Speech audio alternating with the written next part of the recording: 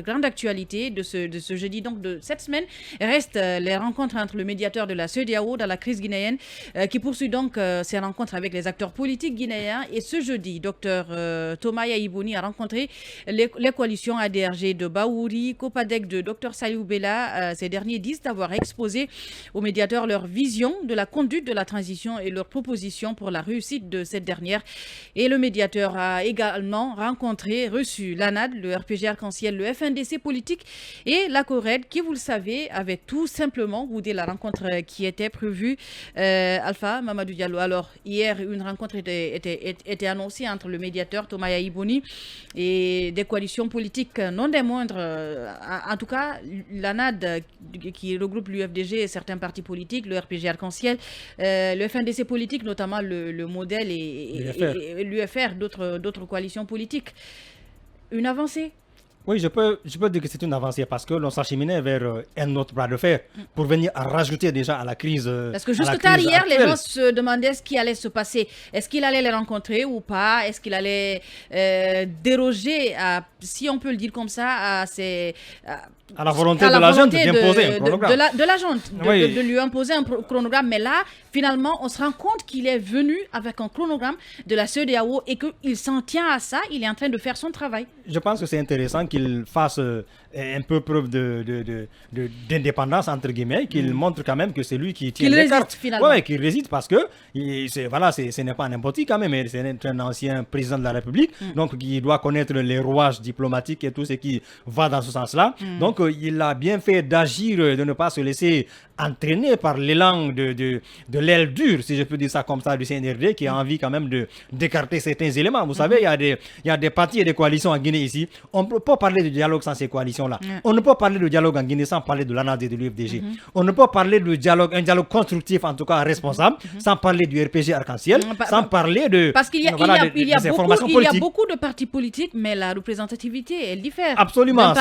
On peut un peu reprendre ce que disait Gassama Diaby aujourd'hui, qui dit qu'un parti politique légalement est égal à un parti politique. Mais quant à la représentativité, quand vous prenez le RPG, l'UFDG et l'UFR, et toute modestie en poche, je pense que c'est quelque chose de 90 à 92% de l'électorat guinéen. Donc quand vous écartez tout ceci, vous avez quoi finalement? Vous avez un conglomérat de particules, des petits partis politiques qui pratiquement... Oui, disons-nous la vérité. Il y a des gens qui sont allés, qu'on a vu dans des coalitions pratiquement... On ne connaît même pas leur nom. Voyez-vous, donc il y a ces gens qui profitent un peu de toutes les situations, qui font preuve d'opportunisme à tout bout de champ. Donc il ne faut pas écouter seulement ceux-là, mais ceux qui sont véritablement représentatifs, échanger avec ceux-là, ceux qui ont une véritable capacité de mobilisation, parler avec eux, discuter avec eux, et c'est comme en France. En France, il y a des dizaines de partis politiques, mais ceux qui sont plus représentatifs ne dépassent pas 10. Comme aux États-Unis, il y a plusieurs partis politiques. Il y en a plein, mais c'est pratiquement ces deux, les républicains et les démocrates que l'on voit. Alors qu'il y a les Verts qui sont là et d'autres encore. Donc c'est pour dire que Thomas Boni Yahi a bien fait de chercher à manœuvrer de cette façon-là. Et donc on espère qu'on pourra sortir quelque chose de consistant, de potable, et que les Guinéens parviendront finalement à arrêter de tergiverser, parce qu'on est en train encore de perdre du temps. Ça fait bientôt 1 an que le CNRD est là, et jusqu'à présent, les bases véritables d'une transition ne sont pas posées. Parce que tout ce qu'on fait en cause est du superficiel. On s'attaque à des faux dossiers et on laisse carrément l'essentiel de côté. Donc je pense que c'est bien pour... On peut garder espoir, on peut espérer que cette dynamique qui vient d'être enclenchée, qu'elle va se poursuivre, et que voilà, le médiateur va parvenir à rapprocher tout le monde, et ceux qui étaient un peu réfractaires, qu'ils viennent dans ce cadre de dialogue, et que aussi le CNRD mette de l'eau dans son vin. Son vin, il est trop sec. Ils doivent carrément revenir à des meilleurs sentiments pour justement que les Guinéens se comprennent. Oui, mais vous dites que le FNDC, son vin, il est... Le CNRD. Le CNRD, absolument, le CNRD, il est sec. Alors, Carlo, est-ce qu'à votre avis, il y a une possibilité d'espérer que les discussions aboutissent à quelque chose, qu'il y ait un véritable cadre de dialogue à la sortie de tout cela, et que non seulement le CNRD d'un côté, l'ANAD et toutes les autres coalitions politiques réclament un dialogue depuis près d'un an maintenant, est-ce qu'il y a une possibilité qu'on aille véritablement à un cadre de dialogue et que ce ne soit pas ce à quoi on a assisté ces derniers mois depuis l'arrivée du CNRD au pouvoir? Parce qu'il y a eu des discussions, mais disons-nous la vérité, c'était pas... Il n'y avait pas de sens à mon avis. Oui, Jamila, en dépit du gros retard à l'allumage, il faut absolument garder espoir et surtout constater que symboliquement, il y a des petites avancées quand même. En dépit, encore une fois, des positions tranchées, sinon de cette position, de ce manque de flexibilité de la part de la junte, on sent qu'à un moment donné, d'une façon ou d'une autre, il desserre un peu l'étau. Il ouvre un peu le jeu. Parce qu'on a vu une junte qui était en train de se fermer. Oui, justement. De s'enfermer dans une tour d'ivoire, je dirais. Absolument, absolument. Ça, ce sont ses intentions.